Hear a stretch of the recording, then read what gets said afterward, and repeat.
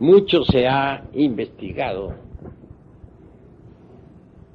sobre el origen del hombre. Y en realidad, de verdad, solo hipótesis es lo que han elaborado los antropólogos materialistas de esta edad decadente y tenebrosa. Si le preguntásemos nosotros a los señores de la antropología materialista cuál fue la fecha y el modo exacto como surgió el primer hombre, no sabrían ciertamente darnos una respuesta exacta.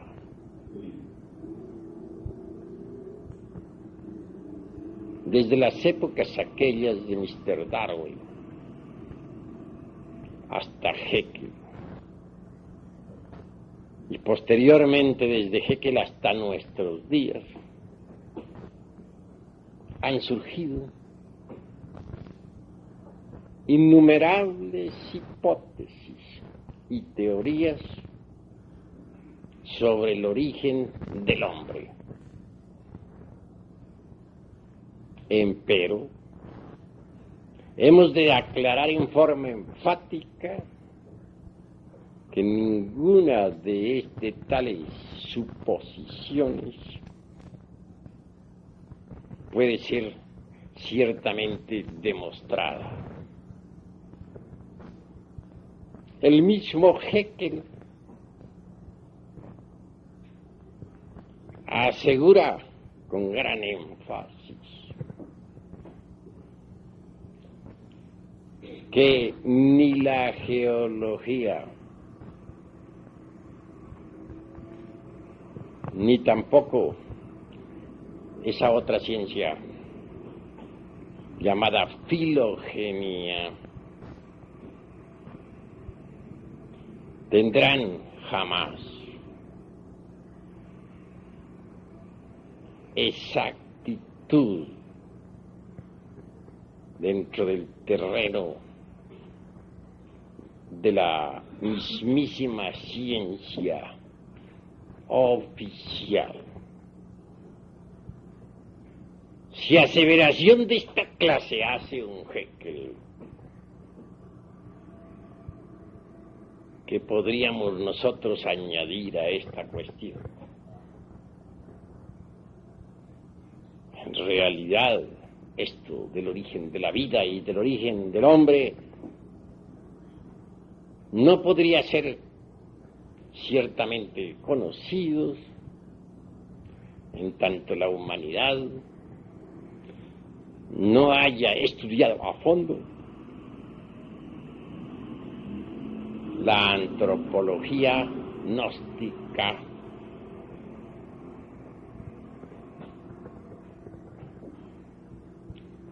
¿Qué nos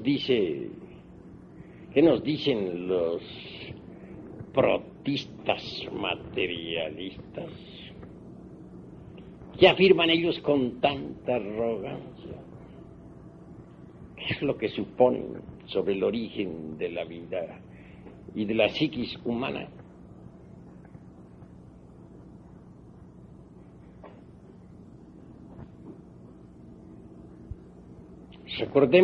Recordemos con entera claridad meridiana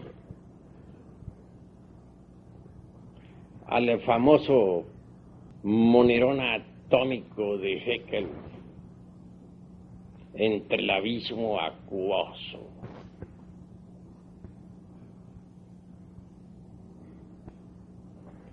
Complejo átomo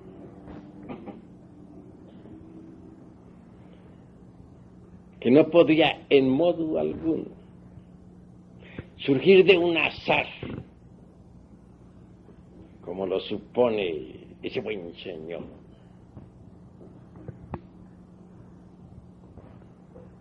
Ignorante en el fondo, aunque alabado por muchos y muchísimos inglés hizo gran daño a la humanidad con sus famosas teorías. Se lo diríamos parodiando a Job. Que su recuerdo se borre de la humanidad y que su nombre no figure en las calles. ¿Creen ustedes acaso que el átomo del abismo acuoso, el monerón atómico, podría surgir del azar? Si para construir una bomba atómica se necesita de la inteligencia de los científicos, ¿cuánto mayor talento se requeriría para la elaboración de un átomo?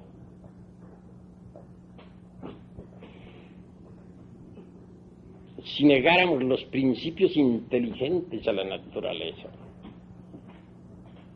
la mecánica dejaría de existir, porque no es posible la existencia de la mecánica sin mecánicos. Si alguien considerase posible la existencia de cualquier máquina sin autor, me gustaría que lo demostrara y que pusiese los elementos químicos sobre el tapete del laboratorio para que surgiera un radio, un automóvil, o simplemente una célula orgánica. Creo que ya don Alfonso Herrera, el autor de la plasmogenía, logró fabricar la célula artificial, mas esta siempre fue una célula muerta, que jamás tuvo vida.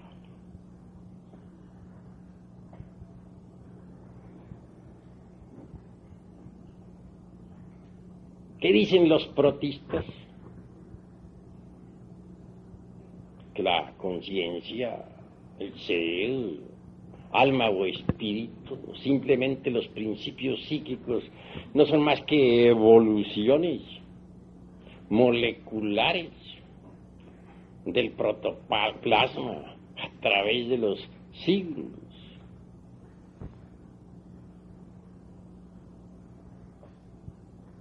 Obviamente, las almas moleculares de los fanáticos protistas no resistirían jamás un análisis de fondo.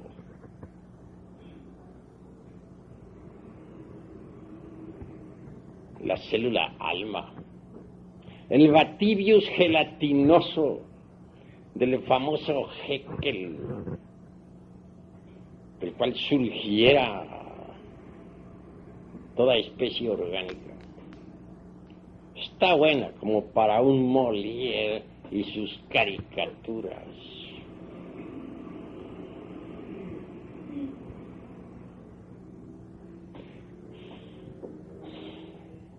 En el fondo de toda esta cuestión, y tras de tanta teoría mecanicista y evolutista, lo que se tiene es el afán de combatir al clero. Se busca siempre algún sistema, alguna teoría que satisfaga a la mente y al corazón para demoler al Génesis hebraico. Es precisamente una reacción contra el bíblico Adán y su famosa Eva sacada de una costilla, el origen viviente de los Darwin, de los Haeckel y demás secuaces. Pero deberían ser sinceros, manifestar su insatisfacción contra todo concepto clerical.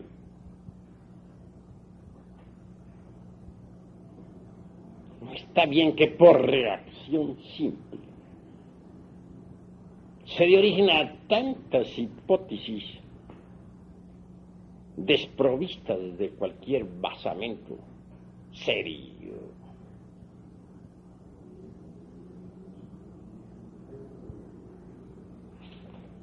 ¿Qué nos dice Mr. Darwin sobre la cuestión esa del mono catirrino? Que posiblemente el hombre devino de allí.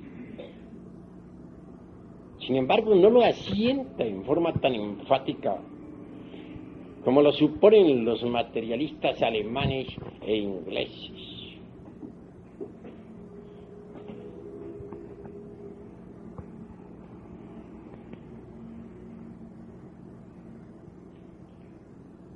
Mr. Darwin, en realidad, de verdad, dentro de su sistema,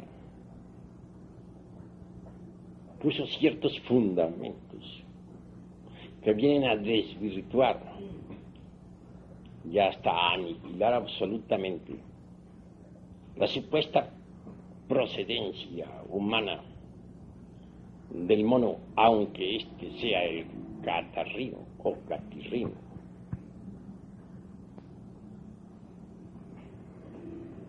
En primer lugar, como ya lo demostrara Huxley,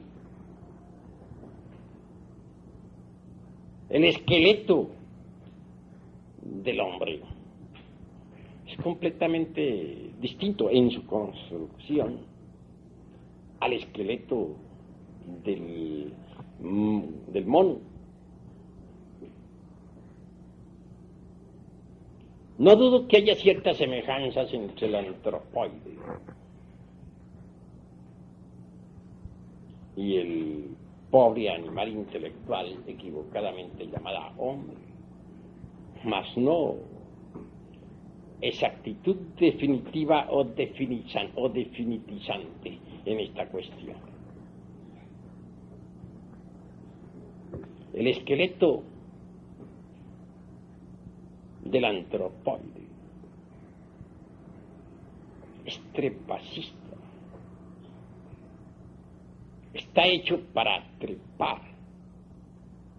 Así lo indica la elasticidad y construcción de su sistema óseo. En cambio, el esqueleto humano está hecho para caminar. Son dos construcciones óseas diferentes.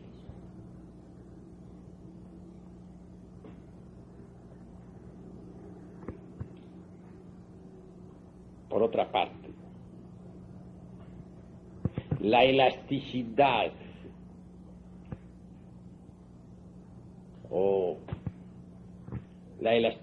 y también el eje, dijéramos, el eje craneal del antropoide y también del ser humano son completamente diferentes. Y esto nos deja pensando muy seriamente.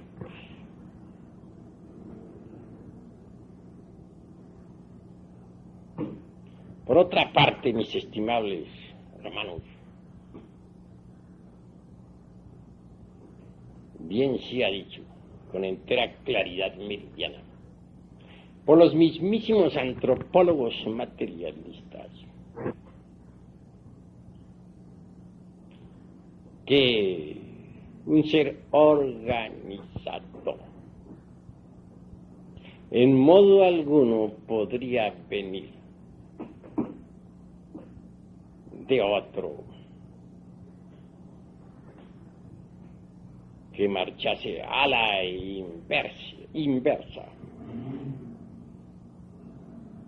ordenado antitéticamente. En esto habría de poner cierto ejemplo. Veamos al hombre y al antropoide. El hombre, aunque en estos tiempos esté degenerado, es un ser organizado. Estudiemos la vida y costumbres del antropoide y vemos que está ordenado en una forma diferente, contraria, antitética. No podría un ser organizado, pues, devenir de otro ordenado en forma opuesta. Y esto lo afirman siempre, muy severamente, las mismísimas escuelas materialistas.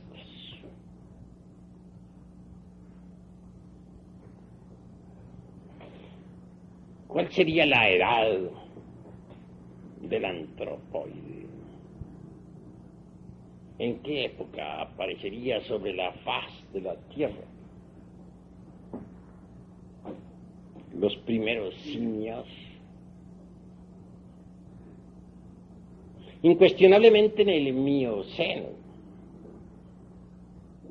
¿Quién podría negarlo?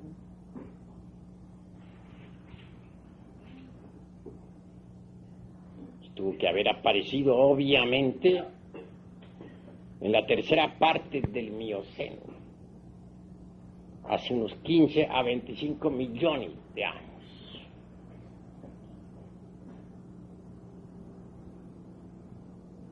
¿Por qué hubieron de aparecer sobre la faz de la Tierra los antropoides?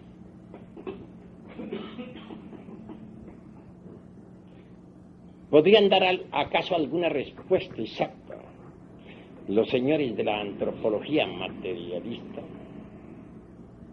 los brillantes científicos modernos, esos que tanto presumen de sabios?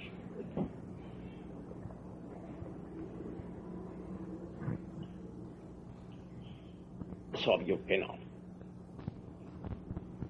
Además, el Mioceno en modo alguno estuvo ubicado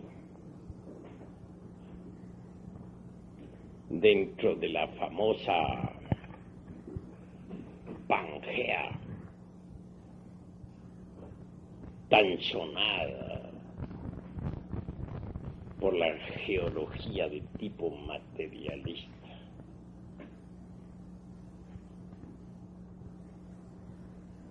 Resulta ostensible que el Mioceno tuvo su propio escenario en la antigua tierra lemúrica, continente ubicado antes en el Océano Pacífico. Restos de la Lemuria tenemos todavía a la Oceanía, con la Gran Australia, y a la isla de Pascua, donde están tallados ciertos monolitos, etcétera. Que no lo acepte la antropología materialista por estar embotellada completamente en su Pangea. ¿Qué importa a la ciencia y qué a nosotros?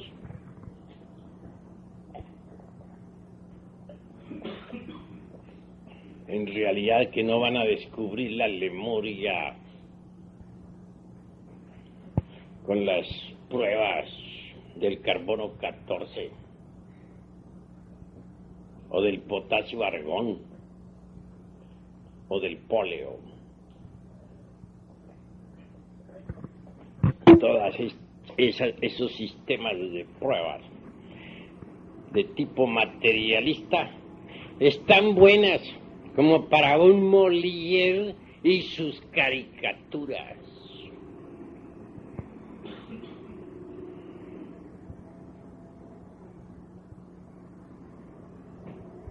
Por estos tiempos,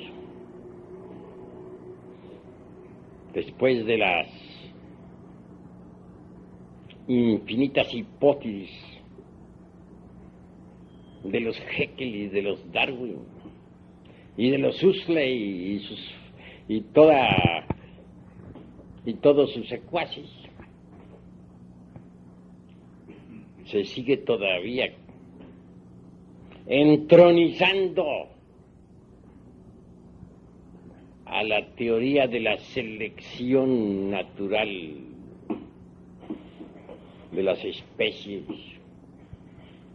otorgándosele nada menos que el poder de crear nuevas especies.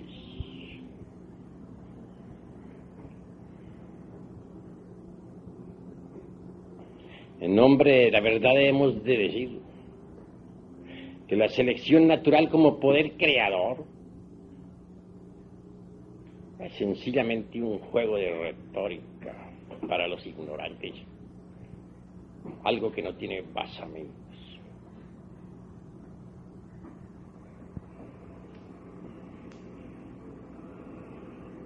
La selección, eso de que mediante la selección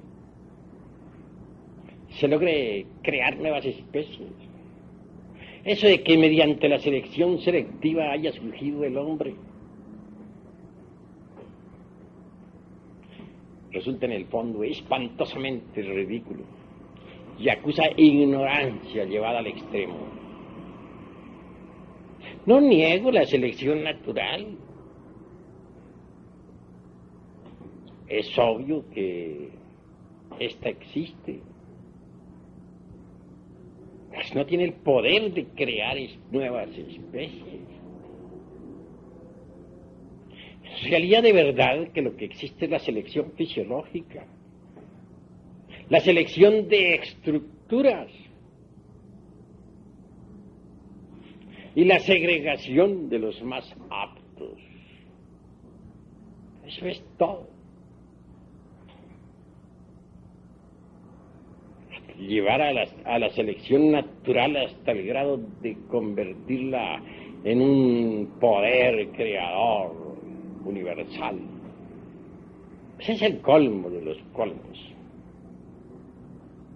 A ningún sabio verdadero se le ocurriría semejante tontería. Nunca se ha visto que mediante la selección natural surja alguna especie nueva. ¿Cuándo? ¿En qué época?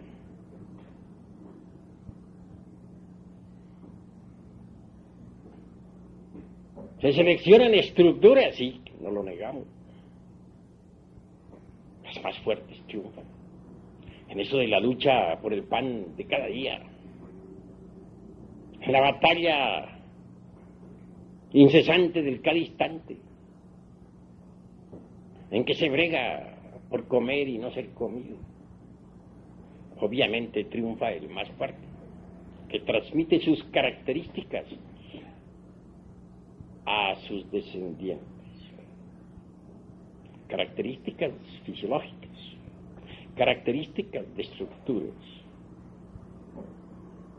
Entonces, los selectos, los más aptos, se segregan.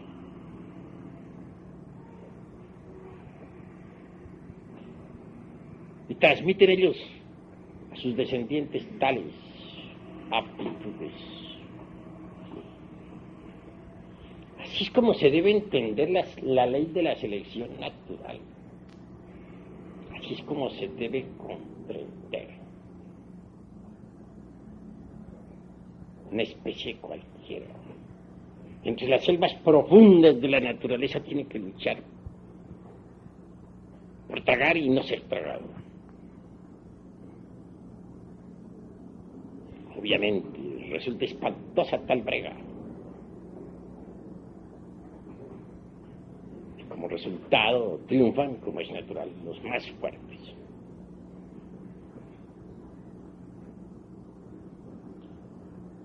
En el más fuerte hay estructuras maravillosas, características importantes, son transmitidas a su descendencia.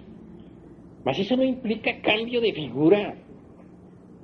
Eso no significa nacimiento de nuevas especies. Jamás ningún científico materialista ha visto que de una especie surja otra por ley de selección natural. No les consta, no lo han palpado nunca.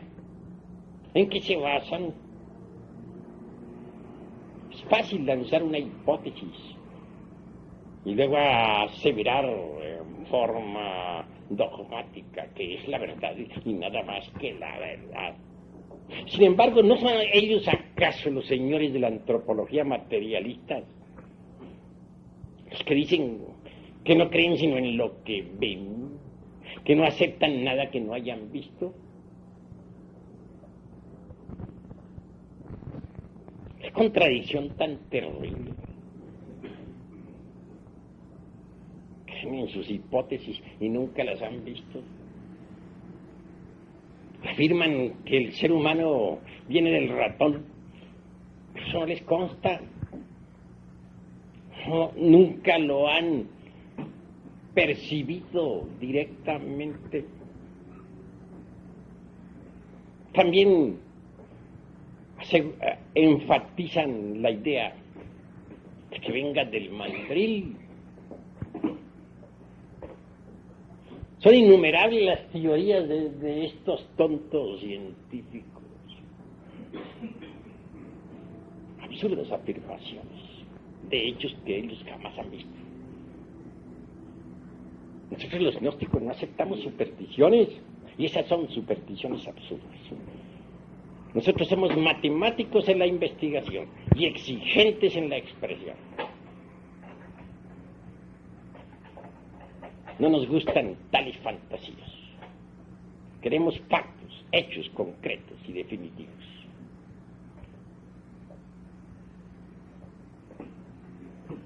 Así que, investigando dentro de esta cuestión relacionada con nuestros posibles antecesores, podemos evidenciar claramente el estado caótico en que se encuentra la ciencia materialista, el desorden total de sus mentes degeneradas y la falta de capacidad para la investigación. Esa es la cruda realidad de los hechos.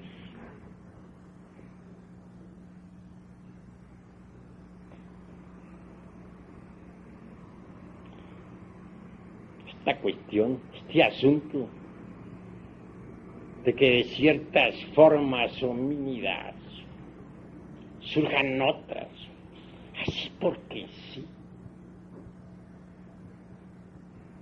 fundamentados únicamente en pruebas tan ridículas como las del carbono 14 o del potasio argón o del polen, constituyen en realidad la vergüenza de esta época del siglo XX.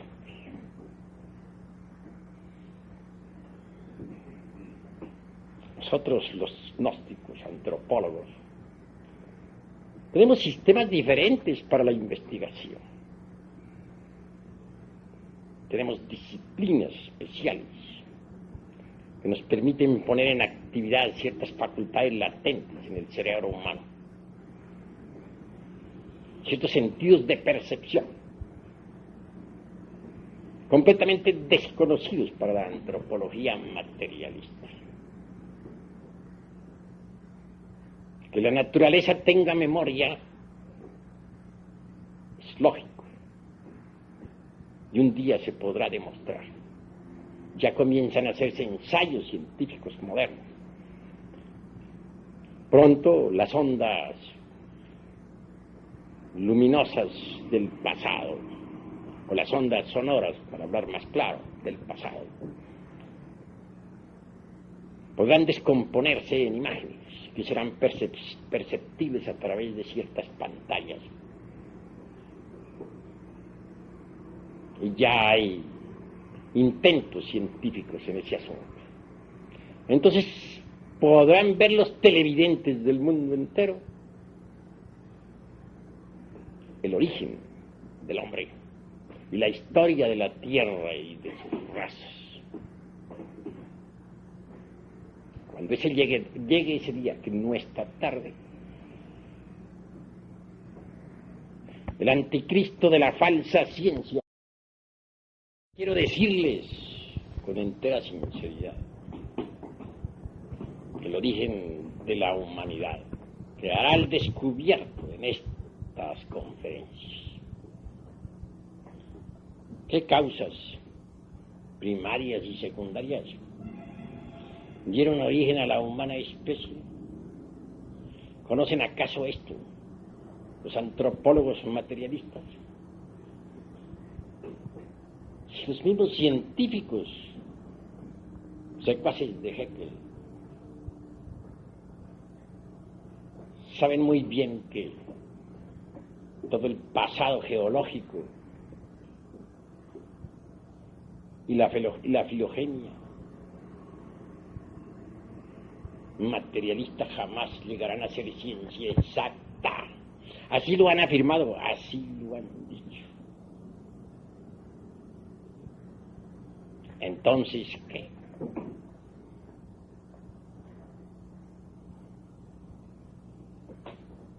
Estamos en una época de grandes inquietudes. Y el misterio del origen del hombre debe ser aclarado. El terreno de las hipótesis es deleznable. Es como un paredón sin cimientos. Basta darle un ligero empujón para convertirle en menudo sedimento.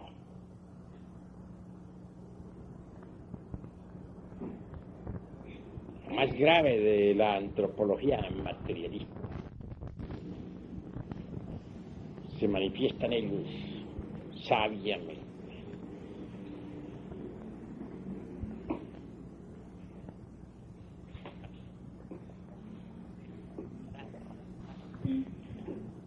Absurdo resulta también embotellarnos en el dogma de la mecánica evolutiva. Si la naturaleza existen los principios constructivos, incuestionablemente existen también los destructivos. Si hay evolución en las especies vivientes, existe también la involución. Hay evolución, por ejemplo, en el germen que muere para que el tallo nazca. En la planta que crece, que echa hojas y que al fin da fruto. Hay involución en la planta que se marchita y que fenece y que por último se convierte en un montón de leños. Hay evolución en la criatura que se gesta dentro del vientre materno, en el niño que juega, en el joven. Hay involución en el anciano que decrece y que al fin muere. Evolucionan los mundos cuando surgen del caos a la vida. Después involucionan cuando al fin se convierten en nuevas lunas. Así es que si consideramos la antropología exclusivamente a través de la mecánica evolutiva, estamos hablando en forma parcial caemos en el error. Mas si estudiamos la antropología también a la luz de la involución, entonces marchamos equilibradamente, porque evolución e involución constituyen el eje mecánico de toda la naturaleza. Así que considerar que la evolución es la única base de todo este gran mecanismo natural resulta absurdo en forma total. Tenemos que considerar la vida y la muerte, los tiempos de desarrollo y los tiempos de caducidad. Solo así marcharemos correctamente dentro de la dialéctica gnóstica en su forma integral. En modo alguno estamos dispuestos nosotros a quedar embotellados en el dogma materialista evolutivo. Tenemos que estudiar también los procesos involutivos de la antropología, o marchamos por el camino del error.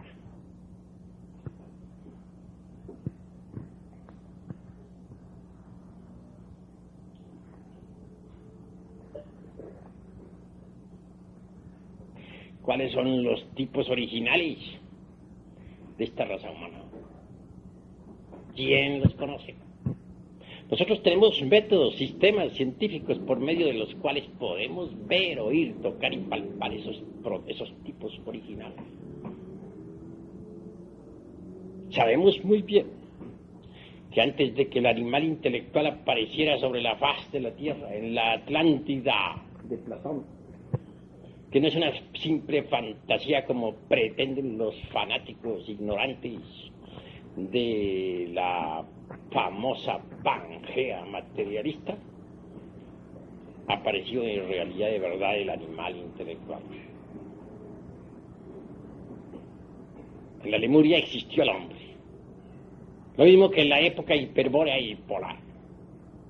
Mas estos son puntos que solamente iremos desarrollando en futuras conferencias para mayor claridad de todos aquellos que escuchen y lean.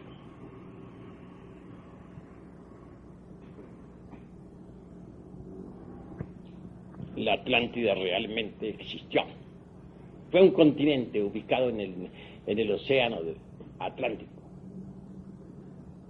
Restos de la Atlántida tenemos nosotros, el archipiélago de las Antillas, etc. Las Canarias también son vestigios de lo que fue la Atlántida. Y aún la misma España no es más que un pedazo de la antigua Atlántida. Pero esto no lo conocen los fanáticos de la antropología materialista, ni los geólogos, tan atrasados en el fondo, capaces para proyectarse en el tiempo. ¿Cómo podrían ellos saber algo sobre lo que ocurriera hace unos tantos millones de años en la era miocena? ¿Qué saben ellos del mioceno? ¿Lo han visto, lo han tocado, lo han palpado? Si nosotros hablamos del mioceno es porque podemos verlo y sabemos que es asequible a aquel que sea capaz de desarrollar las facultades trascendentales del ser latentes en el cerebro humano. Pero la actitud de negación materialista es incongruente. Se dice que no se cree sino en lo que se ve, y ellos creen en todas sus hipótesis absurdas. Hipótesis que nadie ha visto, que a nadie le consta. En realidad, de verdad, nunca, científico alguno, vio surgir el primer hombre. Mas hablan ellos con tanta autosuficiencia, como si hubieran estado en el Mioceno, como si hubieran visto a los antropoides surgiendo allá, de la antigua Lemuria. Entronizan a sus dioses maravillosos, como son los famosos lemúricos, y también los mandrilis, como proximianos sublimes, de los cuales descendemos. ¿Les consta eso? ¿Lo han visto alguna vez? Nunca. ¿En qué se basan? En cosas que no han visto. ¿No son ellos mismos los que dicen que no creen sino en lo que ven? Entonces, ¿por qué están creyendo en lo que nunca han visto? ¿No es acaso esto una contradicción? ¿No resulta, en el fondo, esto incongruente?